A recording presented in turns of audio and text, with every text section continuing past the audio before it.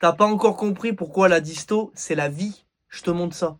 Pendant très longtemps, j'ai cru que l'utilisation de distorsion, c'était uniquement pour destroy un son, comme on l'entend sur les guitares électriques par exemple. Et je comprenais pas comment les gros ingés ils faisaient pour que leur son sonne super fat. Et puis on me parlait tout le temps de l'analogique, ça induit de la saturation, du coup ça rend le son plus fat, etc. etc. Et donc j'ai commencé un peu à m'intéresser à ça. Et il se trouve qu'aujourd'hui, j'utilise de la saturation de partout. Plein de petits bouts de saturation à plein de moments dans ma chaîne, sur mes pistes, sur mon bus, sur mon submix, sur mon master, etc., etc. Et en fait, j'ai compris pourquoi les pros considèrent la saturation comme le moyen de rendre un mix vivant et fat. Parce que c'est exactement ce que ça va faire. Ça va venir enrichir le contenu harmonique de vos pistes, et donc ça va vous permettre de sonner plus plein sans pour autant augmenter massivement le niveau sonore. J'ai ici une batterie qui est mixée, sur laquelle j'ai appliqué pas mal de plugins de saturation. On a le décapitator, un clipper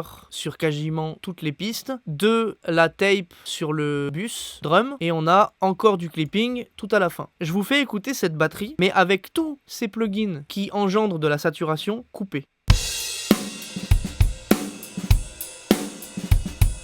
C'est pas mal, mais attendez que j'active les plugins en question. Et maintenant, c'est avec tous les plugins de saturation enclenchés.